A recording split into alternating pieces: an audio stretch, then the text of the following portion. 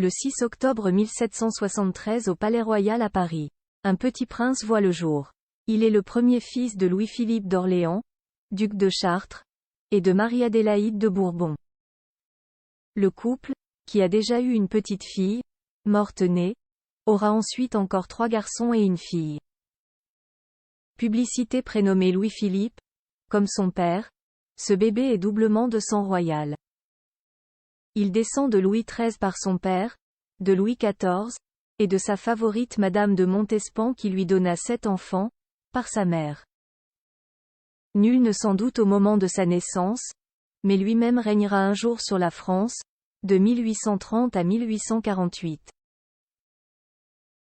Il n'est autre que le futur roi des Français Louis-Philippe. Les gloires de la France, de Clovis à. Lui-même il sera aussi le dernier souverain à effectuer des transformations au château de Versailles et notamment à le transformer en un musée d'histoire dédié à toutes les gloires de la France, de Clovis à. Lui-même. Une manière de renforcer sa légitimité comme successeur de tous les monarques français qui l'ont précédé. Pour réaliser l'ambitieux projet du souverain, il aura fallu 4 années de travaux et plus de 23,5 millions de francs or.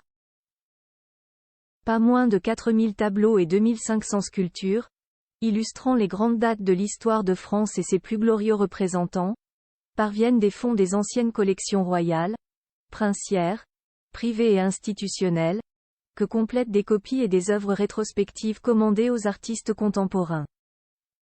Le 10 juin 1837, Louis-Philippe inaugure ce nouveau musée, avec comme point d'orgue sa « Galerie des batailles ». Occupant quasiment la totalité de l'étage de l'aile sud du château, celle-ci raconte par d'immenses tableaux près de 15 siècles de succès militaires français, de la victoire de Clovis à Tolbiac à celle de l'empereur Napoléon Ier à Wagram.